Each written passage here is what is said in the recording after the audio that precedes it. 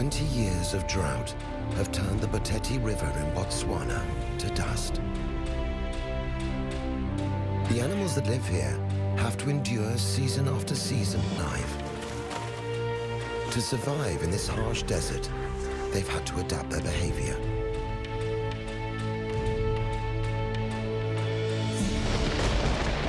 But now, the long and dry era is about to change. Water floods the dusty riverbed. Desperation gives way to hope as the Boteti flows once more.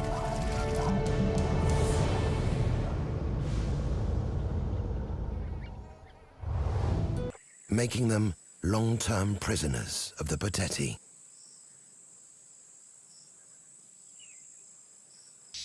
Huge flocks of quilias converge on the Boteti pools. Strength in numbers is a popular strategy, but sometimes flocking is deadly. The birds are also thirsty, and they descend on the water's edge in force.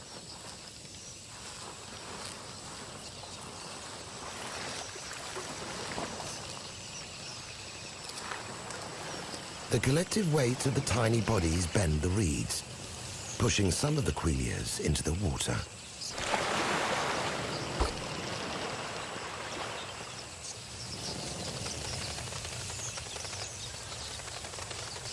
The crocodiles persist and eventually make a full meal of the tiny birds.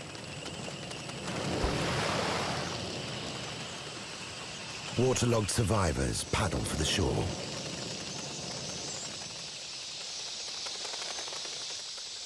But a lurking marabou is waiting to pick them off.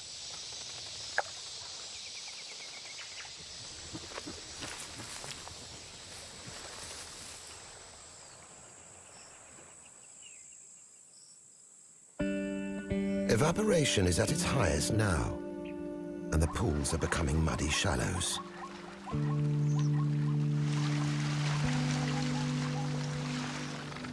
For one female zebra, the situation is becoming increasingly desperate. She's early in her pregnancy, and she'll eventually need fresh green grass to supply her unborn calf with milk when it arrives.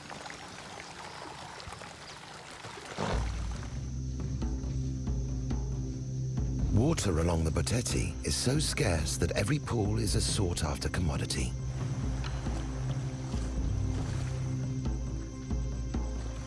Elephants are clever in their use of the precious water.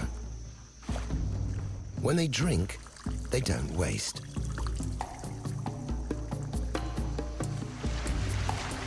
They step carefully into the pool to avoid lifting the mud from the shallows.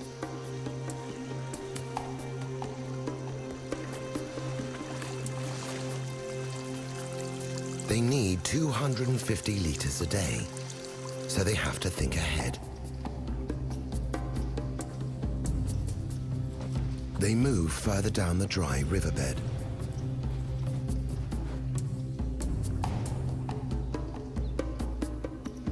The elephants create mud by stirring up the water with their feet.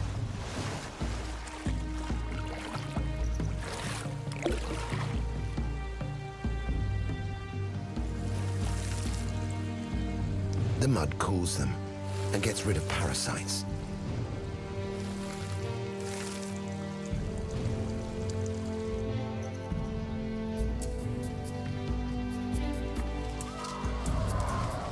But it's sometimes difficult for them to haul themselves out.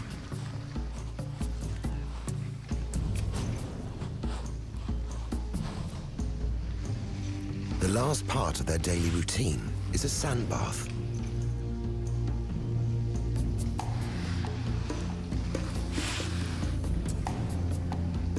A sprinkle of fine sand cements the mud and provides protection from the sun.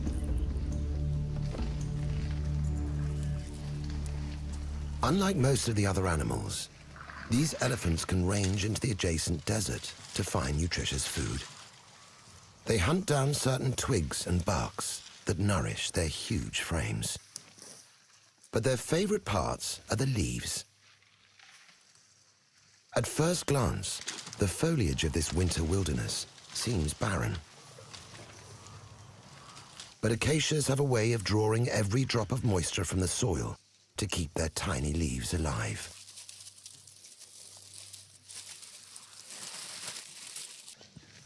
Sooner or later, though, the herd will have to return to the river, and sometimes they roam further than they intended. They get thirsty and have to run back.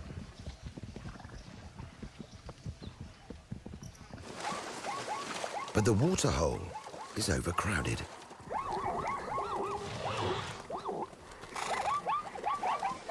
Every animal needs to drink.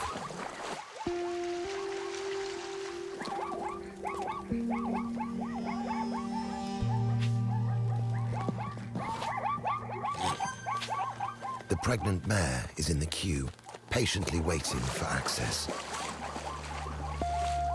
The front ranks become agitated and churn the water into mud. This sounds the alarm for the elephants.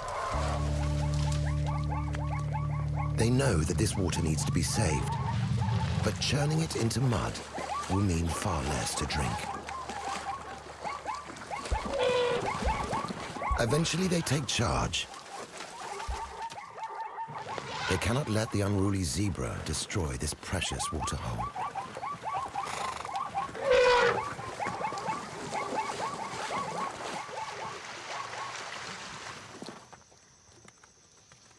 More and more zebra come to drink at the river.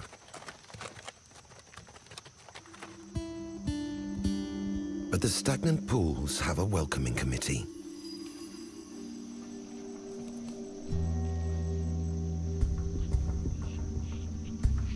The vultures have worked out that every animal in need of water has to come to the Badetti, right to them.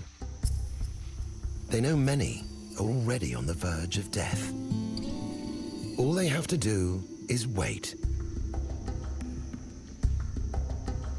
Jackals are clever. They follow the throng of scavengers. There may be something in it for them.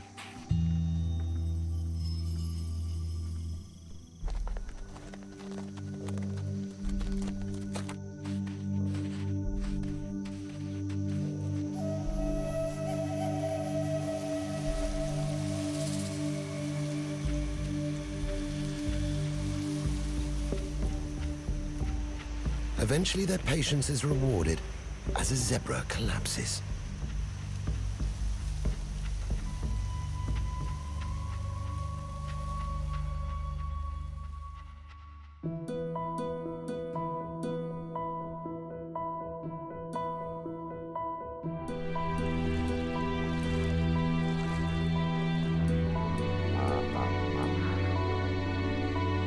Like the stranded crocodiles, hippos are also heavily reliant on water.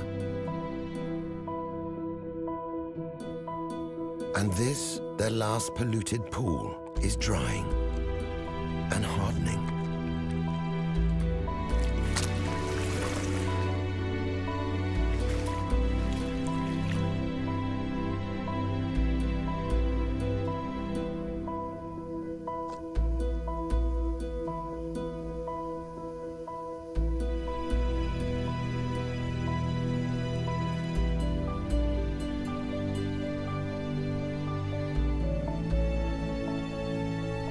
In the cool of the night, they're free to feed in the surrounding scrub.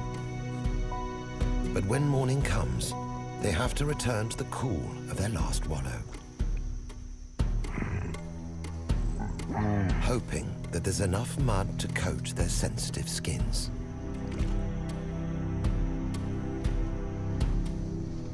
This remaining pod hasn't raised young for years. All calves are killed immediately at birth by the pod male.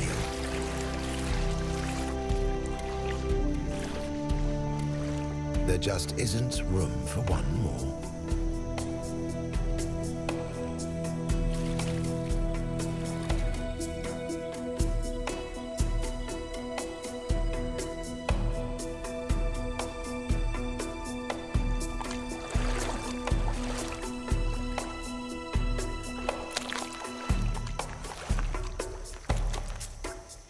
The hippos are also long-term Boteti inmates.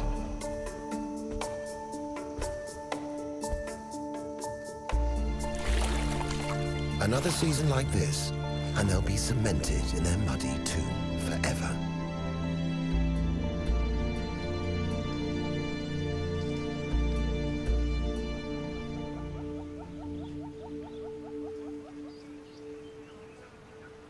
By mid-morning, the scavengers have reduced the fallen zebra to a pile of skin and bones. One creature's famine is another's feast, and the jackals join in. They've left their territories out in the desert. But like a Cold War meeting in no man's land, this encounter is not friendly.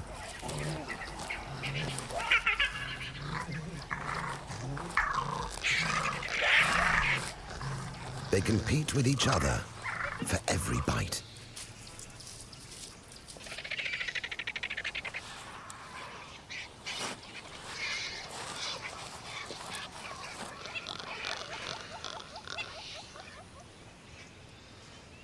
While some jackals work the Boteti pools, 50 miles into the desert, others have a different survival plan. Without the summer rain, these plains are dry and dusty. But this hardy individual can spend the entire year out here. It knows that where there's old elephant dung, there are insects. To find them, it has to listen.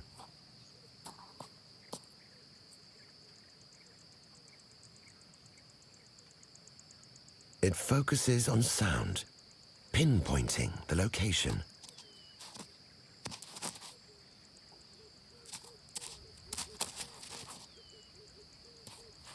It gets all the nourishment and moisture that it needs from this food. But even out here, it has competition. The meerkat family comes out of their den in the morning to forage for insects, which they dig out with their long, strong nails. They hunt for food together, alternating sentry duty.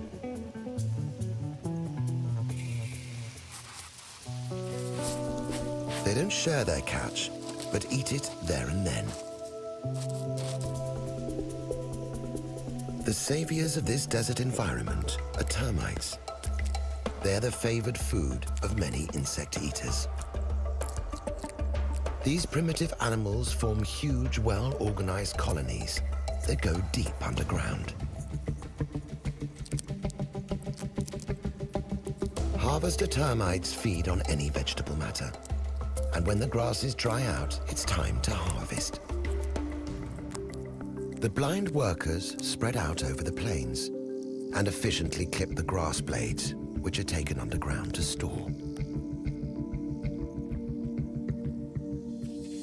A wolf spider has strategically set up home near the termite's nest.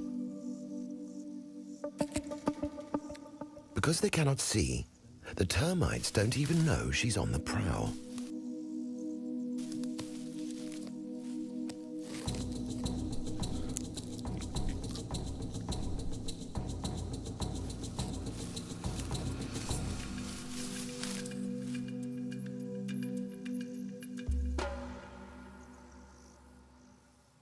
She hunts during the day and has a well-developed set of 8 eyes, which she relies on to track her fast-moving food.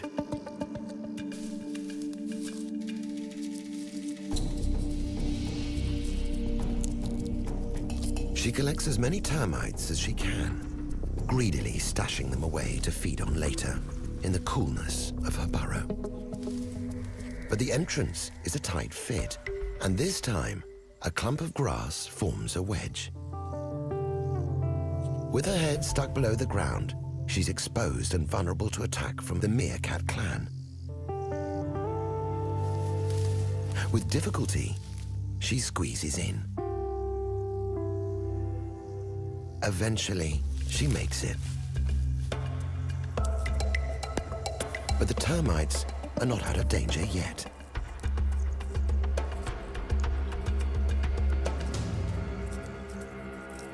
The most vicious of termite killers has found the entrance to their nest. The giant Matabele ants attack. They bite the termites, and the sting paralyzes them.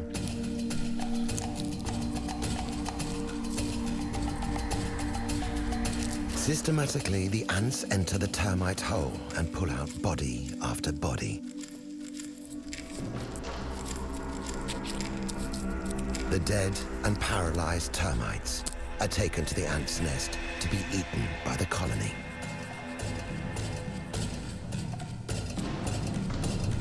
As the execution of thousands of termites continues, slow-moving bull elephants follow invisible roads towards a mystery source.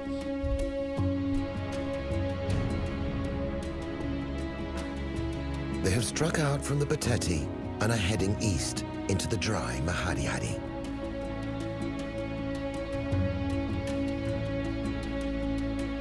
No one knows how they navigate, but they head for far-off water points in an ancient map network etched into their heritage.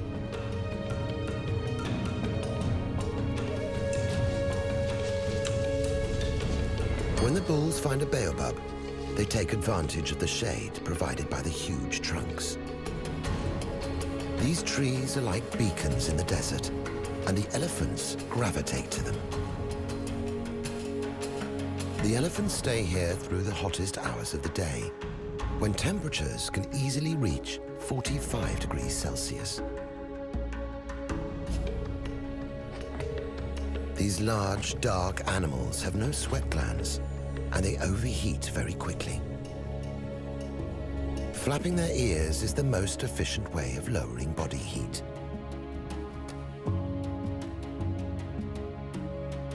The breeze that is generated cools the blood flowing in thousands of capillaries near the surface of the skin. They will mobilize when the temperature drops. But ahead of them lie miles of endless dry scrubland.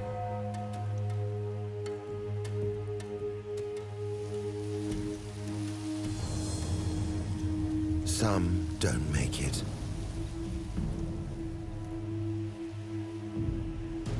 Heat exhaustion affects an elephant radically. These bulls need to time their journey just right.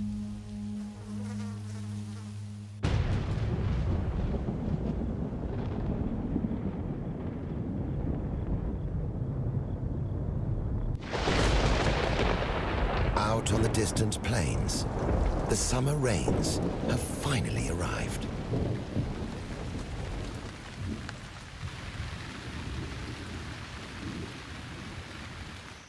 But 100 miles away at the Batete, the skies are still clear.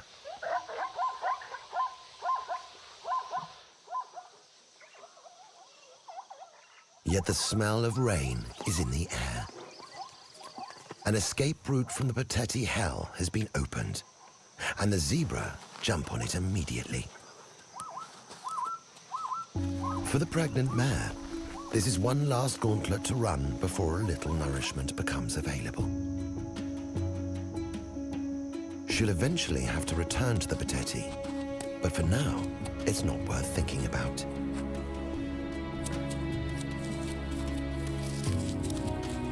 During this trek, the animals hardly drink, rest, or feed. But at least there's hope at the other end.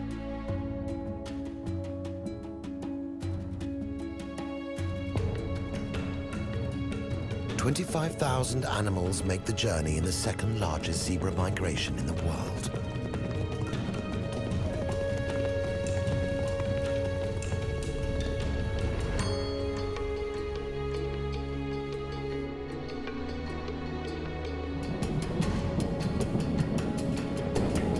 Exhausted, they arrive at their summer pastures in a spray of welcome rain.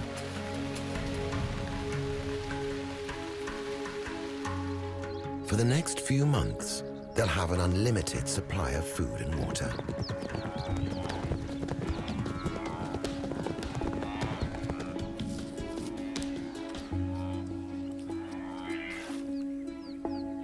The bull elephants that struck out earlier are ahead of the zebra, and they have found one of the pools en route to the plains. Their large shapes are a beacon to the thirsty herds.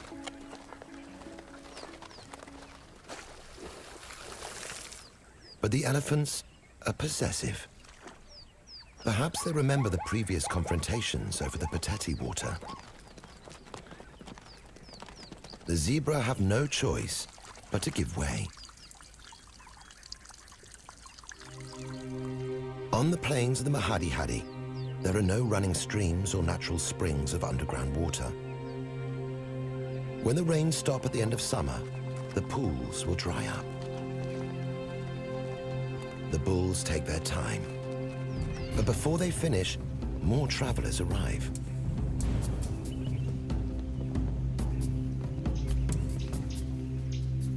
The zebras have to wait a little longer.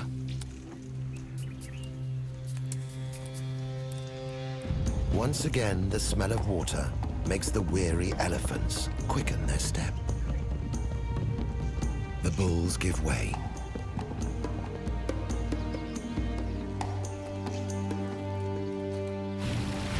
The new arrivals are breeding herds of elephants with young. They come from the distant Okavango Delta. They wouldn't be here if not for the recent rain.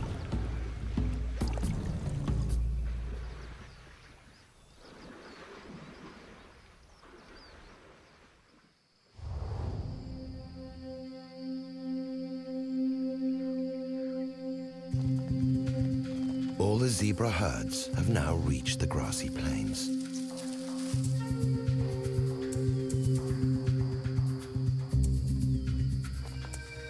They can settle in here for a few months and regain their strength. For the expecting mother, the new grass is like a gift from the gods.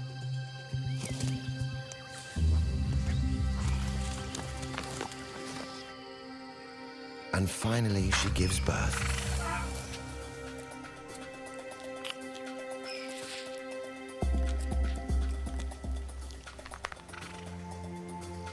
The rich pasture is crucial for the mother's milk, and her new arrival spends most of the time suckling.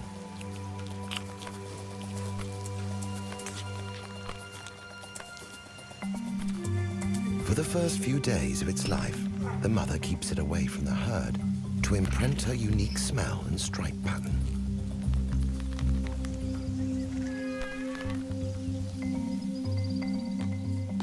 The little one is well developed at birth and is following its mother within an hour.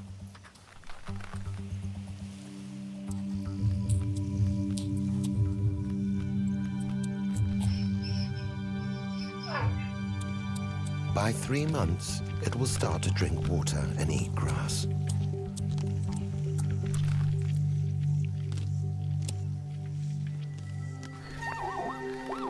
Intruders aren't tolerated.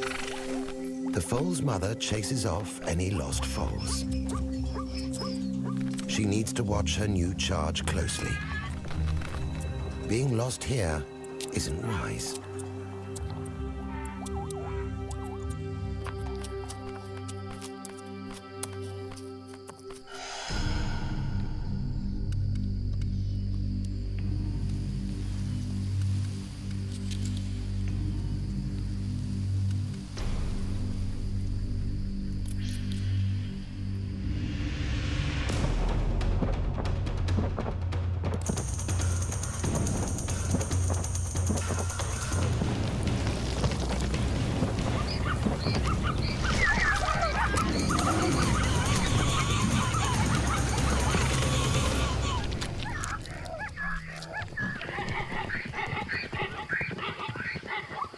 The lions have been waiting patiently for the herds to arrive. The mother has kept her foals safe. The pride join the hunter, and they finish the meal quickly. A small foal doesn't take long.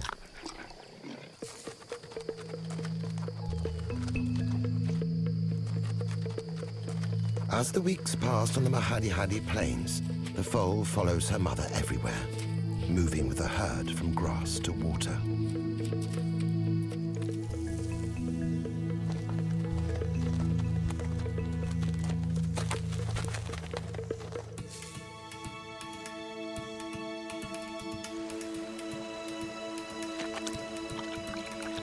Life is much easier for the jackals now too, but this water is only temporary.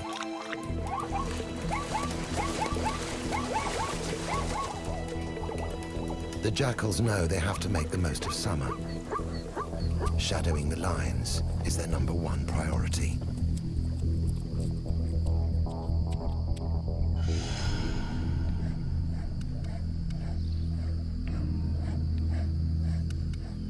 Meanwhile, the foal's mother has carelessly dropped her guard.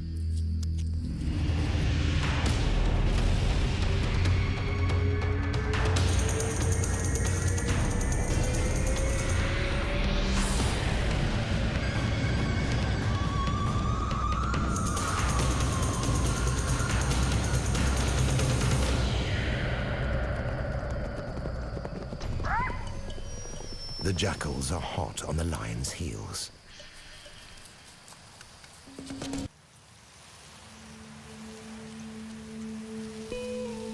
If the zebra foal doesn't stay with the herd, she'll never make it.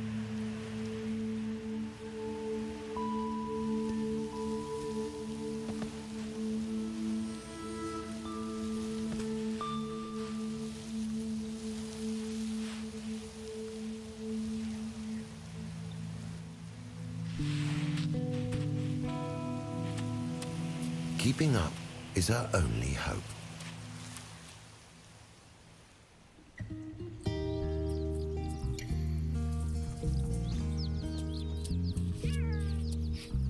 The jackal also has a family on the plains.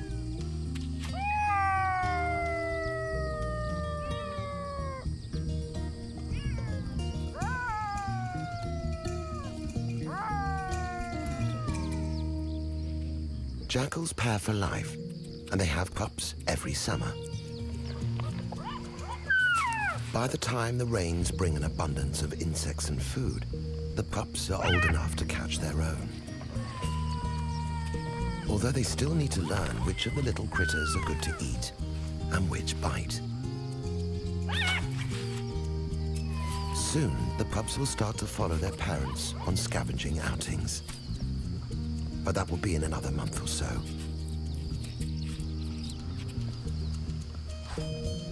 For now, they stay close to their den, groomed and cared for by their attentive mother.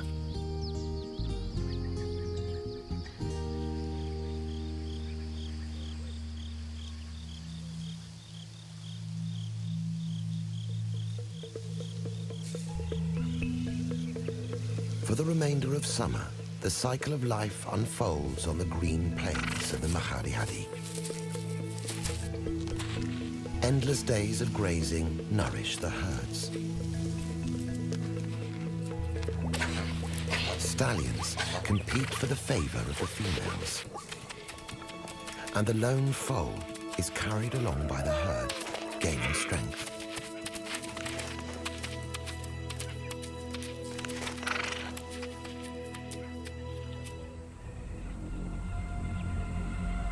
But the rains eventually cease, and the clouds disappear.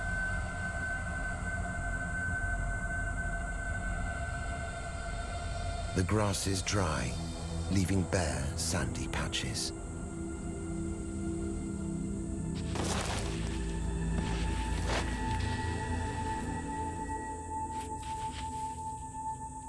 Without rain to replenish the pools, they start to dry. The time has come for the zebras to leave the plains. Staying here is not an option. Soon there'll be nothing for them to eat or drink.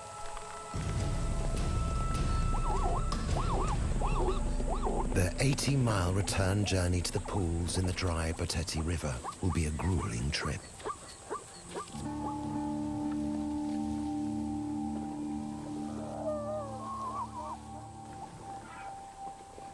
For the lone foal, This will be the most difficult journey in its life.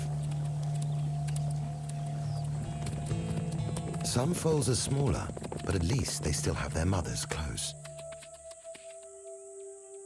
But others already lag behind.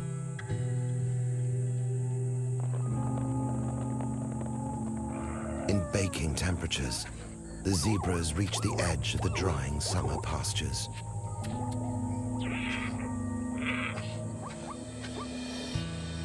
The ever-present vultures track the herds, waiting for the weak to stumble.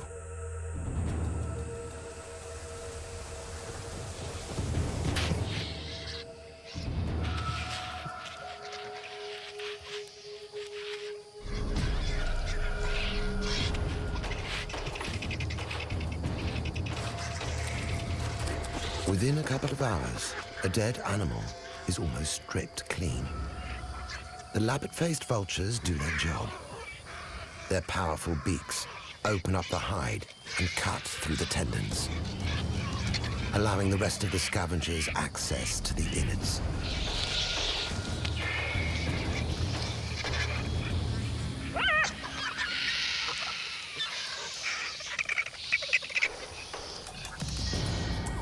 The zebras can't slow their pace. The more they linger, the faster they dehydrate. Their survival now depends on how quickly they can reach the Boteti River and whether there is still water there. Halfway through their journey, they get a lucky break, a last pool of rainwater.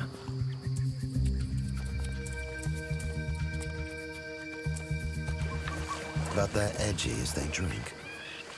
Lions often wait around water.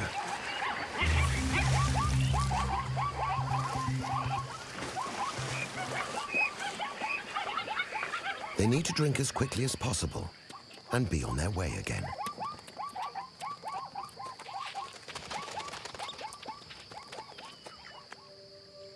The dry scrubland lies ahead of them.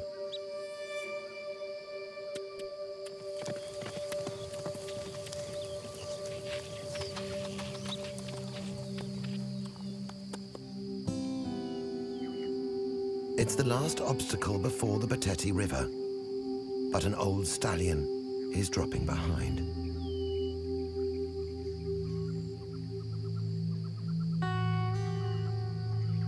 The harsh conditions separate the strong from the weak.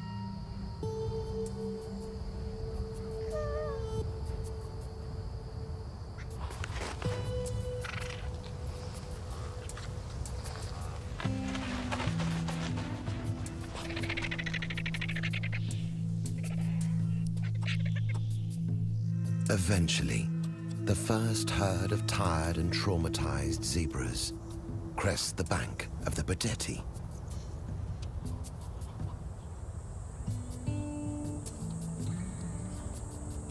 They walk into the riverbed where there should be flowing water. But all they see are the desperate hippo. The foal has made the journey. It's endured the most difficult survival test.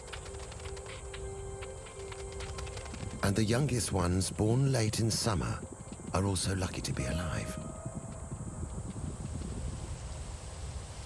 But for the 20th consecutive year, the river is dry. But there's something these animals don't know.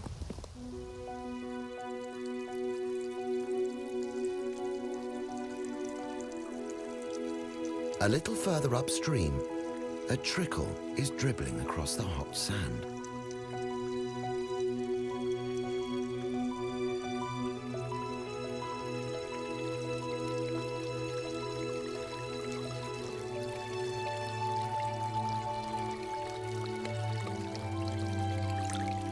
It brings new visitors.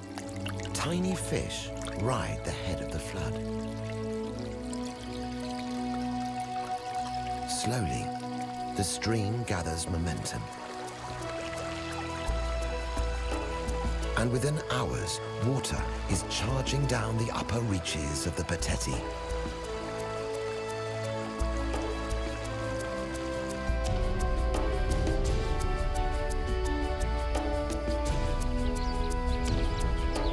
flood has traveled 700 miles from the north. An unusual amount of rain has fallen over the mountains of neighboring Angola. The waters fill the Okavango Delta to the highest recorded flood level in 30 years.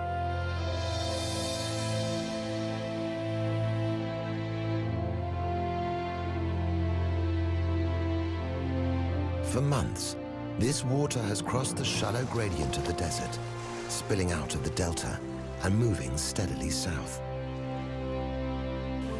And as the zebra and elephant arrive back in the dry Boteti, these far-off rains will soon be delivering salvation.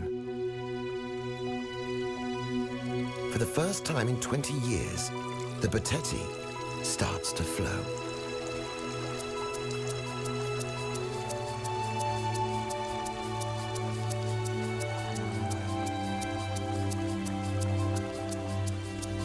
Suddenly, the crocodiles that ate nothing more than little parcels of feathers have something new to feast on.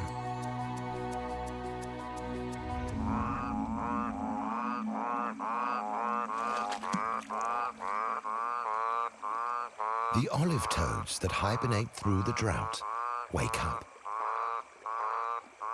They never know how long the floods will last, so they waste no time looking for a mate. Competition is fierce, and the highly desirable females are mobbed.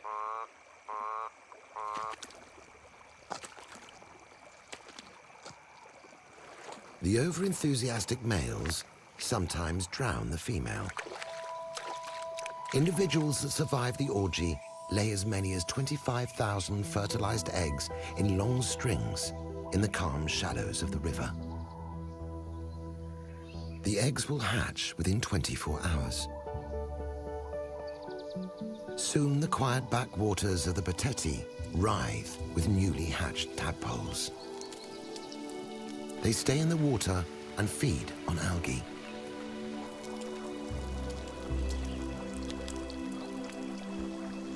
An elephant footprint can hold thousands.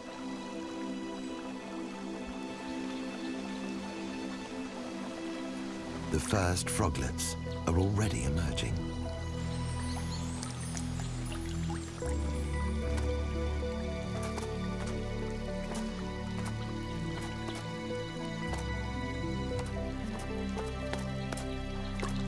Although hundreds of thousands make the metamorphosis, thousands are eaten and very few survive to become adults.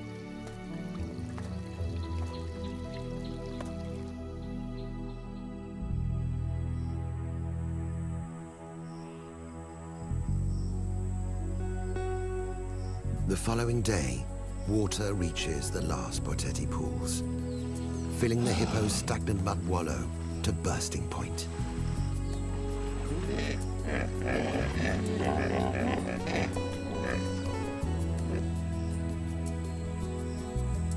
This year, if the cows give birth, the dominant bull will allow the youngsters to live.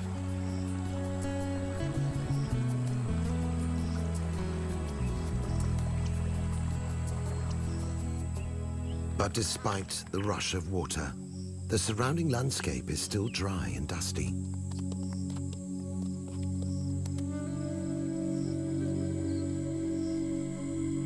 The remaining zebra herds arrive at the river.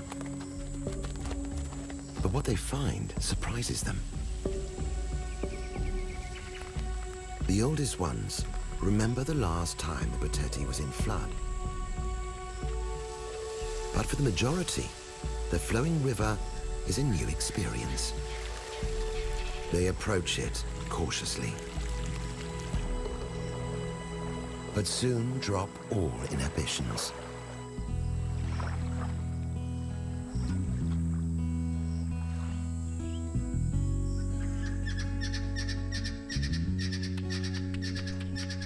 For the first time in its life, the foal can immerse itself in the river.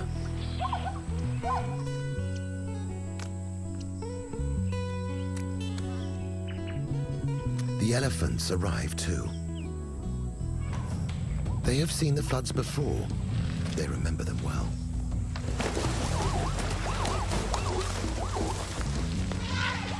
The tussle for water still lives in these creatures' minds. But now there is no real need for confrontation.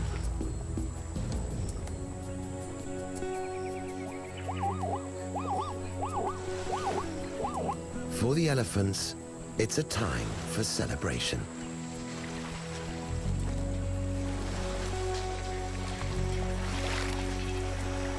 For the first time in decades, they can swim.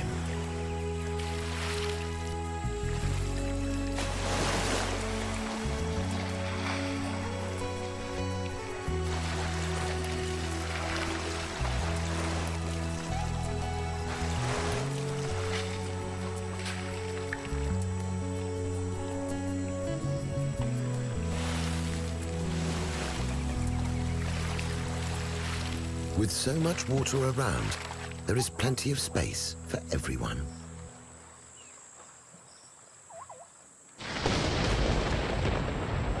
And by the end of the winter, rains come to the dusty Boteti.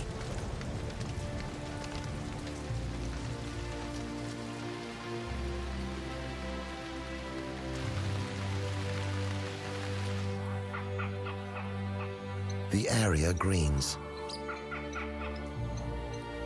And the zebra will now have grazing here too.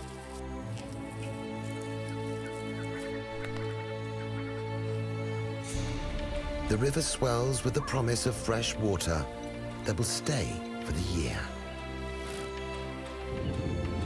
Eventually, the summer rains will draw many of the animals away from the Boteti again. But this time, the migration will be much easier. And they'll have a lush paradise to come back to.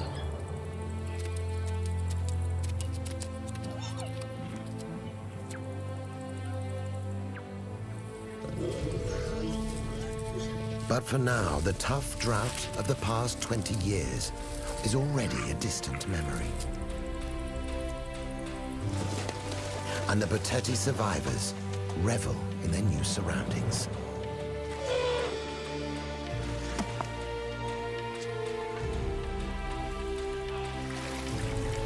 Blessed by the miracle of the returning river.